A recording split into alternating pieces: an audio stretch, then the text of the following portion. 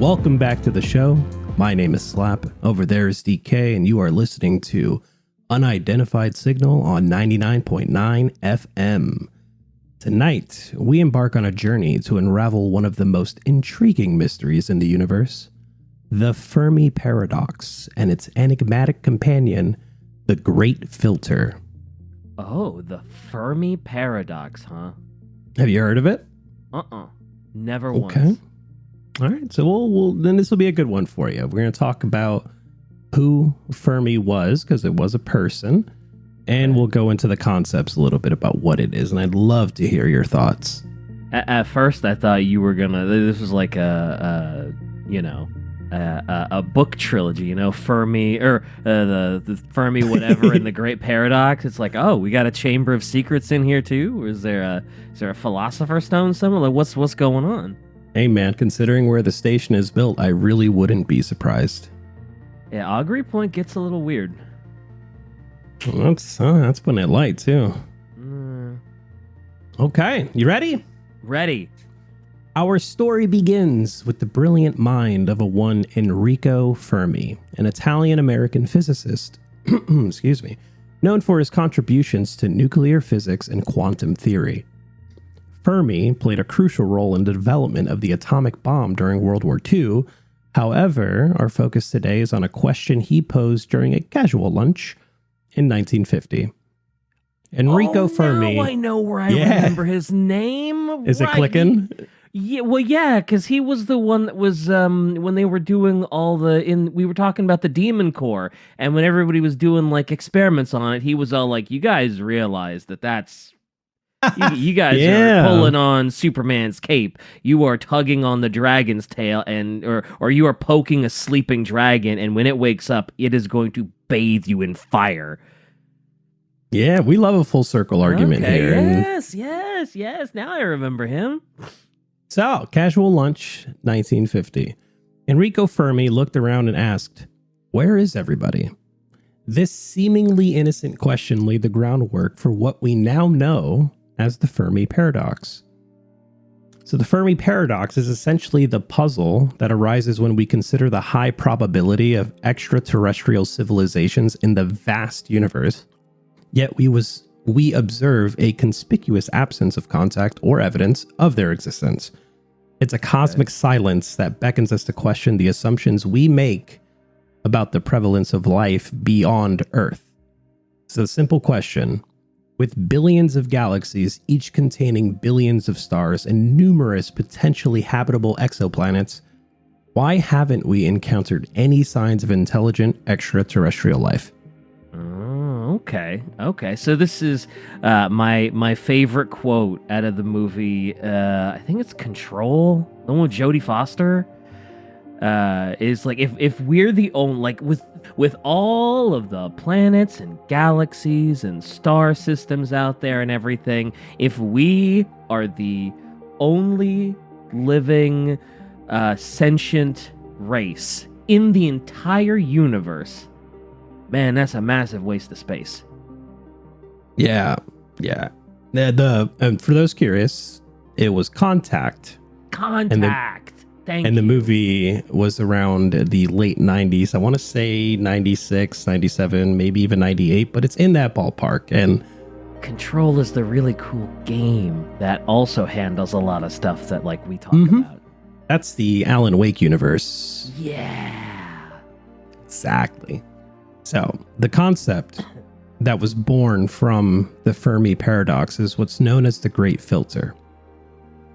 So to tackle this cosmic conundrum, scientists introduced the concept of the Great Filter, a theoretical barrier or set of barriers that make the development of intelligent civilizations exceedingly rare.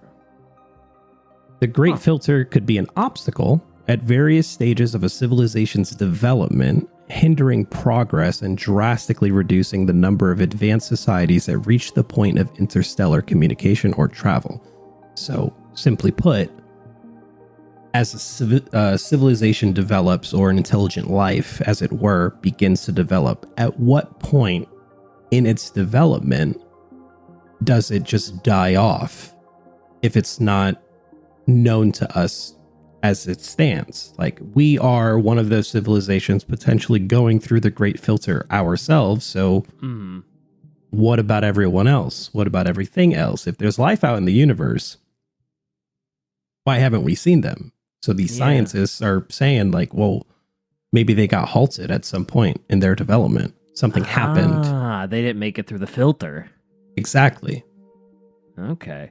And we haven't hit the point of being filtered. We're still advancing along as far as we can until we hit that filter and humanity just falls off and L plus a ratio plus you got filtered. As far as we know, exactly. As a producer Shy just gave us some information here as far as like the development of like a typical life. And it begins with the reproductive molecules and simple prokaryotic single life cells to complex organism to sexual reproduction and multi-cell life, and then animals with intelligence, right? And then civilization advancing towards the potential for a colonization explosion, which is where we are now. So we haven't hit the space, like the true space age yet. We're not up there. We're not colonizing other planets. We don't have like habitable space stations out by Pluto or anything. We are still just pretty much isolated to our solar system. Yeah. And scientists like have played with the theory of the Great Filter on so many levels to hopefully bring it into scope, to effectively say, like, you can attribute the Great Filter to a very many things on a small scale to hopefully understand it on a larger scale. So we are isolated almost exclusively, if not exclusively, to just Earth. That's true. It. We've tried Mars. We've landed on the moon, but yeah, that's true. We are pretty much isolated to Earth. So the big question becomes, which is what you touched on a little bit here, is where is the elusive Great Filter located? Like in a civilization's or an organism's life cycle, where is it located? And some theories suggest it could be in the emergence of life itself, while others point to the challenges of evolving from simple to complex organisms. Perhaps the Great Filter lies in the development of intelligence, technologically advanced civilizations. Okay. So understanding the location of the Great Filter has profound implications. If it's in the early stages, it implies that simple life is common, but complex life is rare. If it's in the later stages, it suggests that advanced civilizations are rare, despite the prevalence of complex life. So we toss back and forth, we sort of ping pong with the concept that if the filter exists, it's happening right as they're emerging, or it's happening later. Ending. Exactly. So we could very well be in the latter debate. It's happening as we're ending, right? Yeah. The world has some 8 billion plus people on it right now. We have a reproductive rate of like 0.9% a year or something to that effect. Yeah, we're still developing. Yeah. So scientists and others might speculate, Great Filter might not be that far off for the human race, as it were. Well, yeah. What it was sort of like the idea of the doomsday clock, right? Kinda. Yeah. But yeah, we haven't hit the filter yet, but we are in the express lane if it exists. Yeah, the express lane. Yeah. For lack of better terms, yeah. So, because when you talk about world-ending events, immediately we're like, oh, an asteroid just careening straight towards Earth, or super volcano, some massive event is just happening within Earth or under the surface. Something's happening that's just going to take us out before the filter itself has a chance to do its work. And that's something that's entirely possible too. Natural disasters could occur.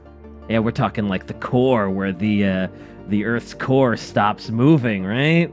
Kind of. Yeah. And then all the magnetic stuff goes crazy. Birds are falling out of the sky. Planes are falling out of the sky.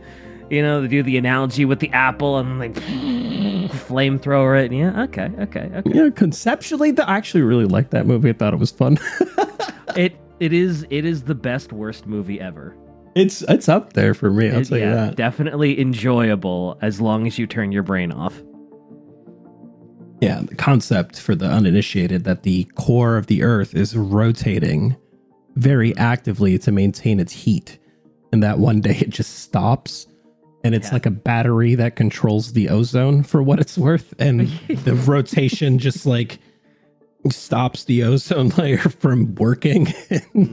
And to get it restarted, they dig into the core and just let off a bunch of explosions to get it going again. Yeah, several megaton bombs in a circle.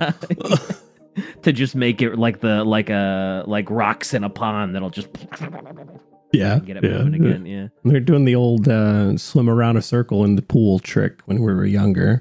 The whirlpool, except the core lava of the Earth with megaton bombs. Yeah. Yep. That's exactly it. Anyway, go ahead. So, contemporary speculations. In the current scientific landscape, researchers continue to explore the Fermi paradox and the Great Filter.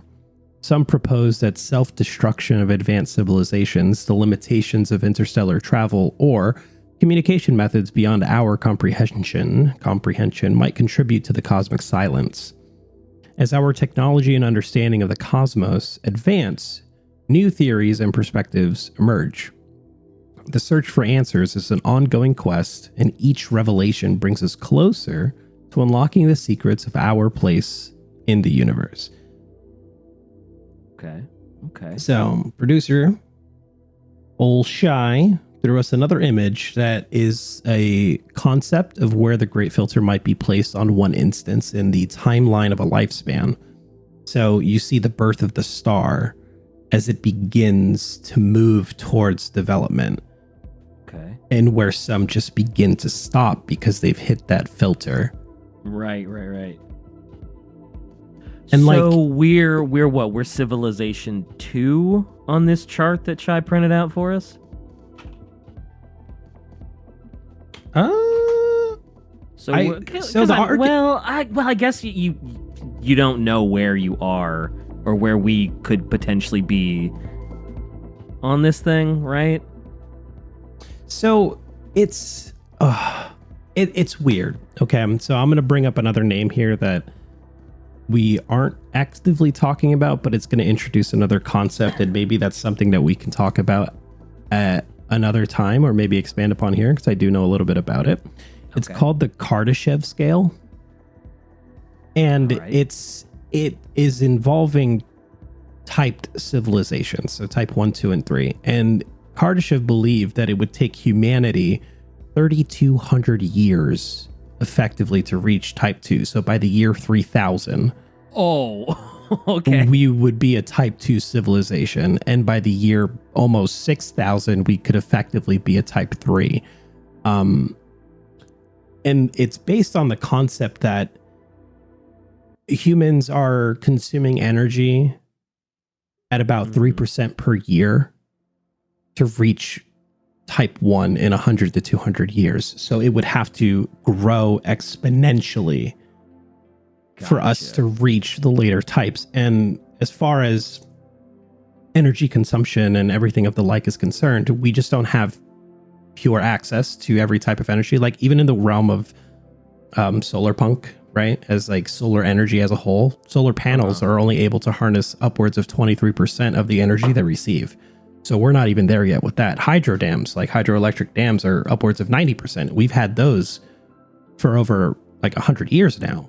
And we're still not able to convert the 100% of energy that goes into that. And then wind is a little more efficient than solar, but solars are most reliable because you just lay out a brick. Yeah. And we're still not able. Is this little snippet that she gave us, a type 1 civilization is able to access all energy available on its planet and store it for consumption. Hypothetically, it should be able to control natural events such as earthquakes, volcanic eruptions, and all that. Type 2 civilization can directly consume a star's energy, most likely through the use of a Dyson sphere. And a Type 3 civilization is able to capture all energy emitted by its galaxy and every object within it, like every star and black hole. That's mind-blowing. Like, Yeah. just like the Type 2 civilization is already mind-blowing, because the only time I've ever discussed a Dyson sphere is that one episode of Star Trek where they get stuck in one. Other than that, the concept of a Dyson sphere is like beyond me, let alone being able to harness literally all the energy in the galaxy from every celestial body. Like, that's crazy. That's insane. I love these concepts because then I get to say, listeners, for those that are unfamiliar with a Dyson sphere, it is a thought experiment, a hypothetical megastructure that encompasses a star and captures some large percentage of its solar output. Now, we use the word solar loosely here because solar energy is almost restricted to our sun, The Sol, sun, yeah. right? And every other star has its own name, but the type of energy itself, the energy emitted by the star, is just being referred to commonly as solar.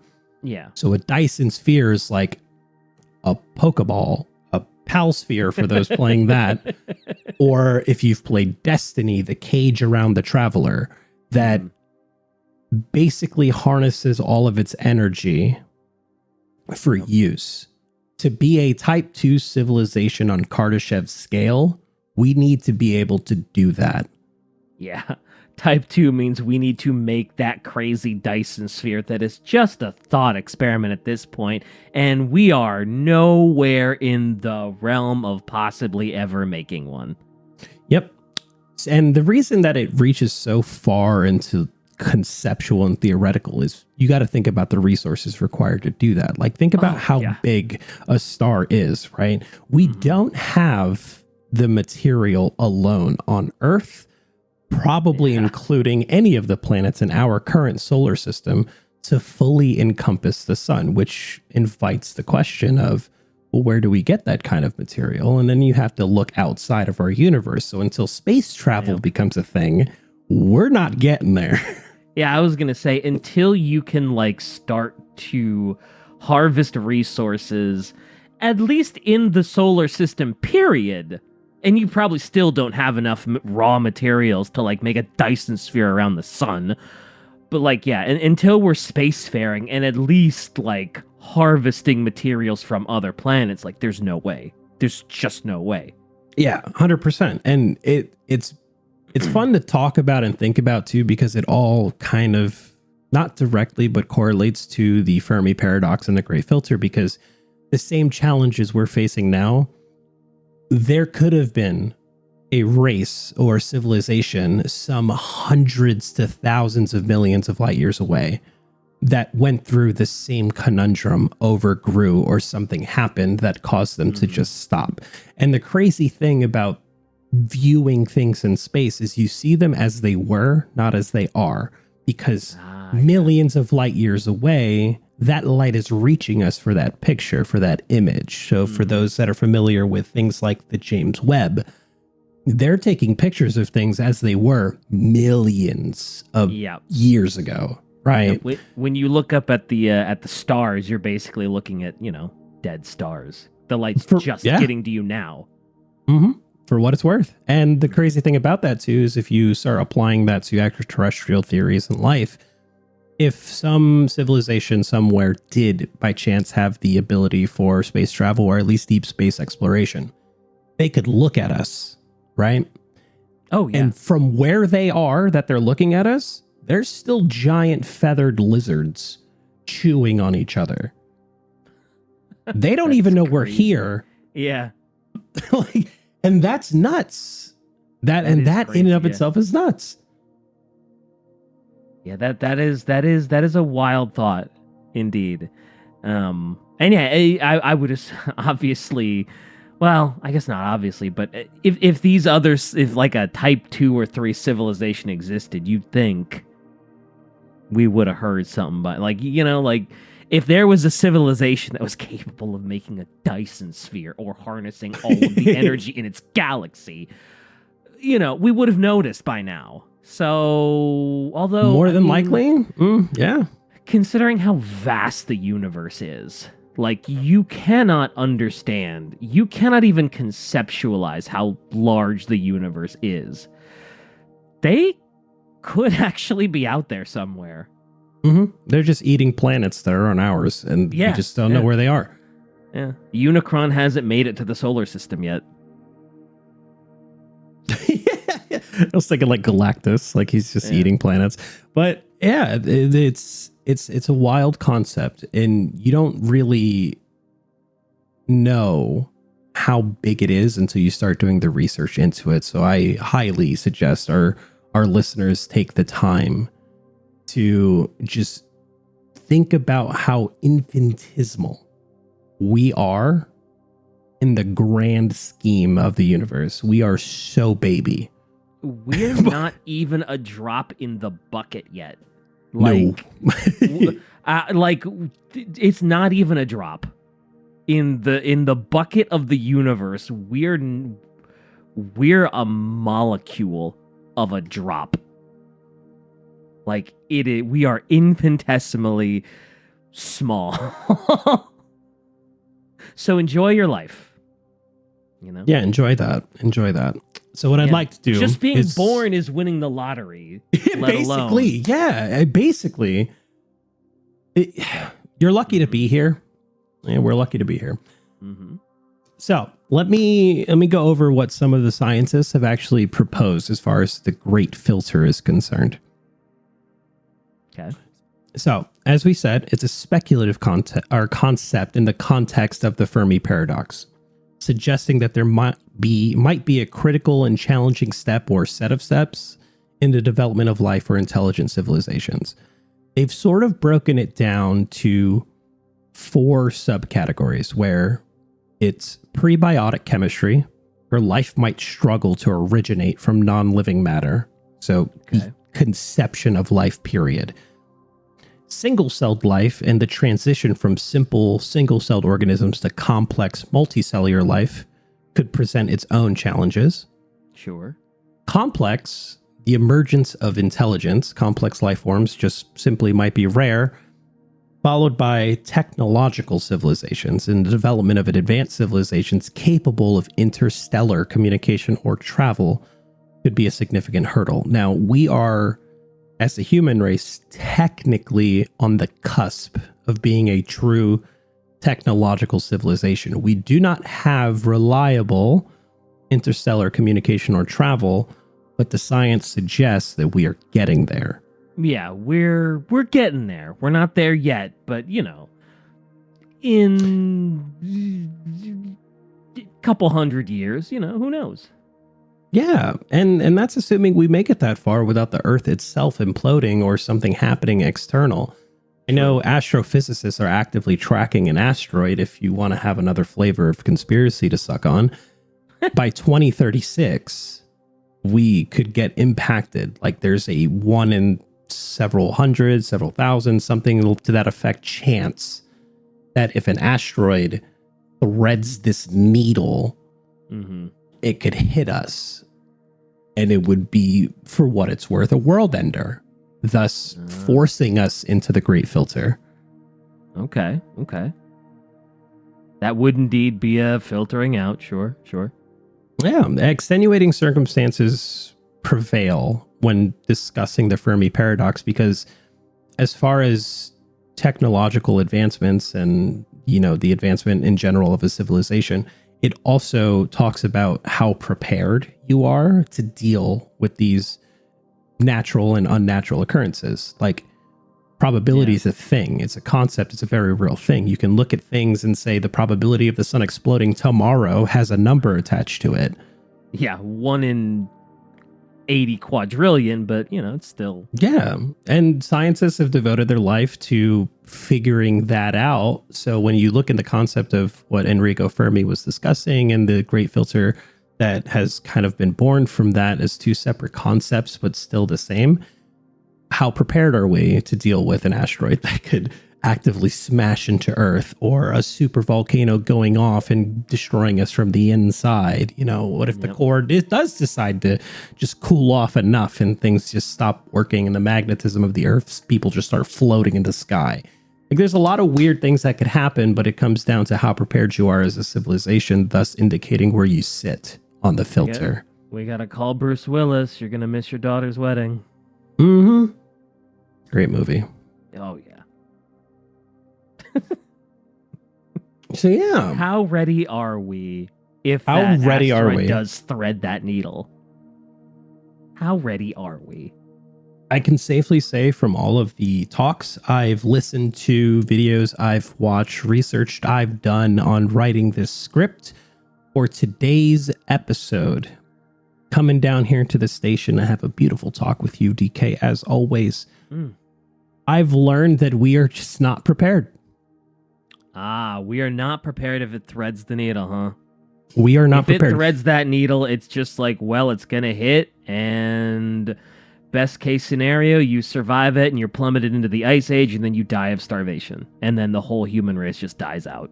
Yeah, it's either we do it to ourselves or it happens externally. Because if you remember from things of like when we talk about the Cold War as a concept or as a time period, thermonuclear winter was a very active debate for a long time. If the world superpowers decided to go at it and just start throwing things at each other, all of us to the wayside would effectively just freeze. We'd lose access to everything because all of this pollution would just be in the sky, denying us of the sun, denying us of the heat and basic human necessities and life necessities, and we would just perish in that respect. That's true. I mean, just look at COVID-19. Like, we get a pandemic that's worse than that.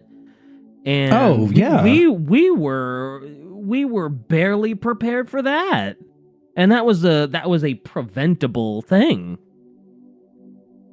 And look at how that tore through us. So, yeah, one super pandemic, and we're not even really prepared for that.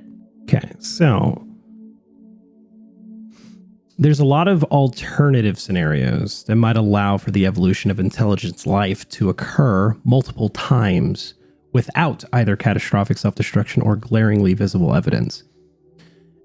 These are possible resolutions to the Fermi paradox, where they do exist, but we see no evidence. Okay. Other ideas include it is too expensive to spread physically throughout the galaxy. Earth is purposely isolated. It is dangerous to communicate. Fair. Yeah, it is dangerous to communicate, and hence civilizations actively hide among others, which is a terrifying concept, right? Yeah, they're out there, they're just hiding. Mm-hmm. So there's like that. Yeah, it's they walk among us. Yeah. They walk among us. Yeah. Among us? Sus. Sorry. Reviewing the history. Reviewing the history of life on Earth, including convergent evolution, concluded that transitions such as oxygenic photosynthesis and eukaryotic cell multicellularity and tool-using intelligence are likely to occur on any Earth-like planet given enough time. They argue that the Great Filter may be abiogenesis, the rise of technological human-level intelligence, or an inability to settle other words because of self-destruction or lack of resources. Okay. So, abiogenesis is one of those concepts in science where it's, simply put, the origin of life. It's the natural process by which life has arisen from non-living matter. So our beginnings as multicellular organisms, complex organisms, begins with abiogenesis. That first initial spark of something coming to be. Yeah.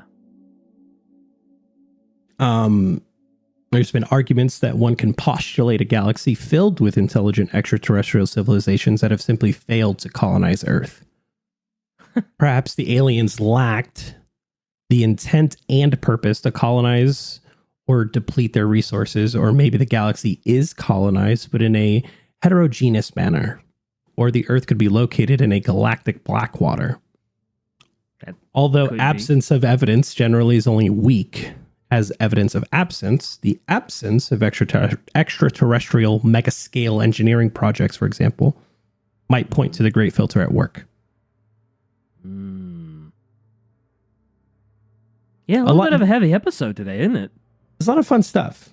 Yeah. So let's look at the list. Rare Earth. We are example of a rare random event. Possible. Extraterrestrial intelligence is rare or non-existent. Also possible. Periodic extinction by natural events, which is something that has happened on Earth, but unsuccessfully, right? Yep. The dinosaurs getting wiped out, sure. With some life remaining, thus indicating we, for lack of better terms, prevailed, right? We are still around. We got through the filter. Right? Intelligent alien species have not developed advanced technologies. True. We could just be the furthest along. It's possible. It is. It's wild conceptually, but yeah, it is entirely possible. Conceptually thinking that we are the furthest along in the universe is a wild thought to me. Yeah, it almost feels egocentric, but... Oh, yeah. It feels almost impossible that we are the most advanced. Yeah. It is the nature of intelligent life to destroy itself, which is something that has also almost happened with us. Yeah, also, yeah, very possible, sure. It is the nature of intelligent life to destroy others. Civilizations only broadcast detectable signals for a brief period of time. We could have just missed the memo. True, we could have just missed the broadcast, yeah. They could have broadcast it before we were sentient, yeah. And along that same vein, glad you said that, alien life may be too incomprehensible. So even if we were to pick up that signal, would we even know what they were trying to say? Would we? Yeah, okay. All right. This is a Star Trek thing where it's like, oh, hey, that sounds like whale calls. Like, no, that's aliens that are coming to, see why all of the whales that they deposited millions of years ago aren't there anymore. But yeah, go ahead. Colonization is not the cosmic norm. Oh, okay. It's not normal to try and colonize the universe, so nobody's branching out because we're the only ones thinking about universal colonization. Ooh, also an interesting idea. Alien species may have only settled part of the galaxy, and we just might not be in that part. Fair enough. Lack of resources, they're huge, dude. Lack of resources needed to physically spread throughout the galaxy. And same concept to the Dyson sphere. We just don't have the materials required to do something large scale like that on a planet of our size. Well, we don't. That's fair. Yeah. Humans have not listened properly, which kind of goes back to the incomprehensibility piece of it. So we might have picked something up, but again, we might not have understood. And maybe we did understand, but we didn't interpret it properly. We might have thought it was just static, but really it was an intergalactic message from aliens. Everyone is listening, but no one is transmitting. That's... Yeah, I've heard that one where it's like, you should listen, but you shouldn't broadcast, because if there is a species out there that's run out of resources and they're just roaming around and they're like, hey, someone's pinging us, I bet they have resources. Let's go get them. Yeah. Yep. Aliens might be hearing us and be like, no thanks. Yeah. Can't say I blame them, but all right. Earth is deliberately being avoided. Ooh, also very possible. Like, if you were an outsider and you looked in and you saw all of the stuff that was going on Earth, because, like, we're not exactly... We don't have a history of being nice to each other, right?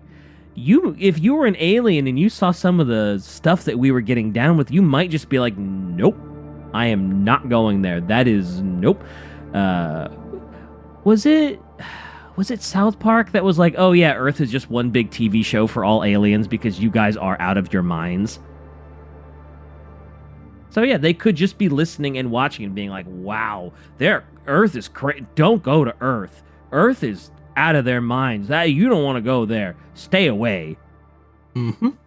Mm-hmm. And just for some more backstory, because I love doing this for our listeners out there, the zoo hypothesis is what you're going to want to hit the old Google machine for. And it's going to state, it is one of many theoretical explanations for the Fermi paradox. The hypothesis states that alien life intentionally avoids communication with Earth to allow for natural evolution and sociocultural development, and avoiding interplanetary contamination, similar to people observing animals at a zoo. The hypothesis seeks to explain the apparent absence of extraterrestrial life despite its generally accepted plausibility, and hence the reasonable expectation of its existence. It's the Prime Directive, where you don't interfere with the less evolved species because you want them to evolve naturally and without outside help. It's the Prime Directive. I'm such a dork. But it's good. It's apt. It fits. It does, yeah. And the final filter response: alien life is already here, entirely unacknowledged. Oh, okay. We got Area 51. They're already here. We've already, they're among us. They're walking among us. Okay. Skinwalkers and all that. For what it's worth, all of the wild cultural phenomena that can happen in different parts of the world, where we interpret them as cryptids and such, like, they could just be something else entirely. Could just be extraterrestrials that have already made planetfall and we just don't know it. Sure. And I agree with our producer as well. The dark forest hypothesis, which is something we can talk about on another transmission. But the first in last out solution to the Fermi paradox: what if the first life that reaches interstellar travel capability necessarily eradicates all competition to fuel its own expansion? Oh, well, that could also be, sure. There is actually a spacefaring, maybe there is a Civilization 3 out there and they're just wiping everything out. You're listening to the Unidentified Signal 99.9 FM. So, how you feeling, DK? Less safe. Less safe. Boy, I sure hope that one asteroid doesn't thread the needle. Because that's a my lifetime thing. That's an our lifetime thing. That is an our lifetime thing, yeah. Like the sun supernovaing is like, oh yeah, that's 36 billion years away. It's like, man, like the dust from my bones will be gone by then. Like, whatever. But it's like that thing is in my lifetime. Yep. The interesting thought experiment, though, is like, why haven't we seen any other advanced life? Why are we the only ones, presumably even in this galaxy? Although we can't know that because the galaxy is massive. But yeah, it's a cool thought process to run down for sure. Yeah, it's crazy. It's crazy to think that,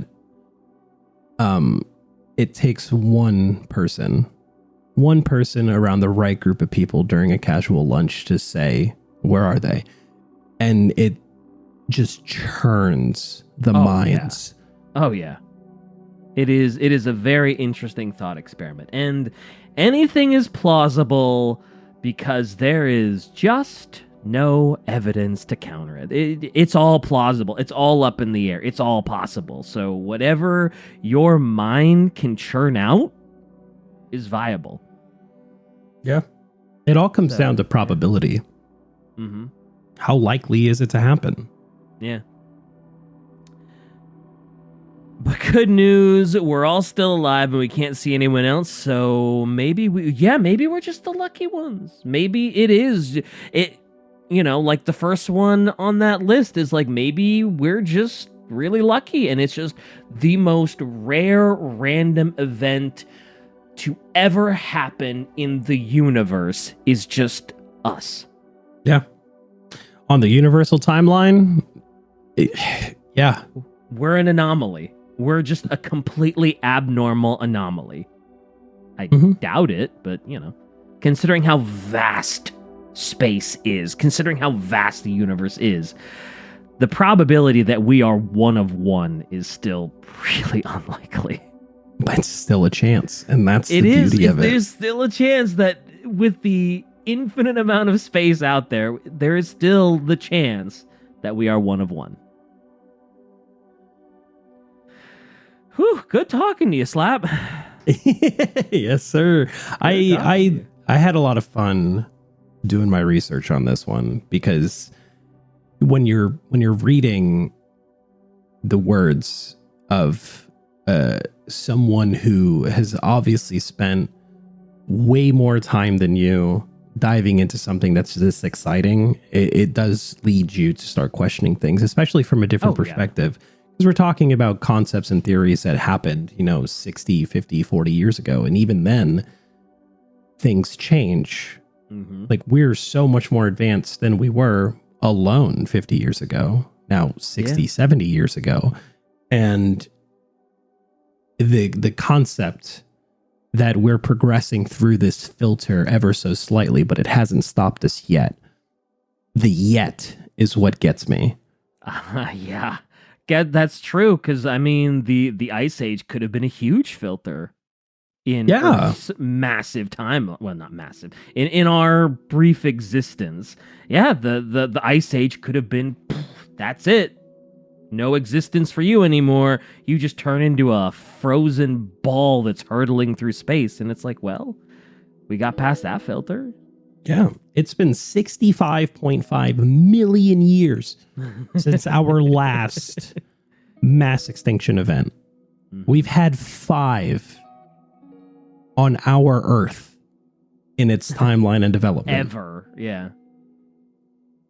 And that number is a drop in the bucket. It's 65.5 million years, and you're talking... Actually, it's not even a drop in the bucket, because in the grand scheme of things, we're talking billions of years, trillions of years even, going back so damn far and so damn wide, so damn out there that,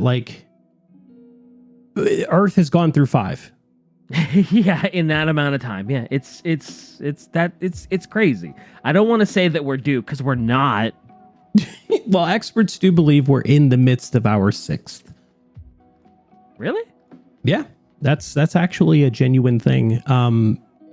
It's slow, so this one isn't as prevalent as, let's say, an asteroid or something to that effect. Not necessarily like a super damaging volcano destroying a continent or something. Yeah, but with the consumption of Earth's natural resources and how quickly the decline of certain parts of the world, the nature is seeing, and how some of the resources are just actively being drained to absolute zero, and the absence of life in itself, that creatures that have gone extinct already, that we are in the midst of our 6th. It's slow moving, but it's happening. Okay, gotcha. Yeah, that makes sense, unfortunately. But all we have to do here in Augury Point is make sure we see the next day, so we can keep bringing you the transmissions that happen here. Mm-hmm. And there you have it. How you feeling? There you have it. I'm okay. A little less safe, but you know what? So, and there you have it, folks. Enrico Fermi and 2 captivating concepts that remind us of the vastness of the unknown. Yeah. The Fermi paradox and the Great Filter. And that's going to do it for us here in the studio. You've been listening to Unidentified Signal on 99.9 FM in Augury Point, New Mexico. Thanks for tuning in. Until next time, sleep where they can't find you.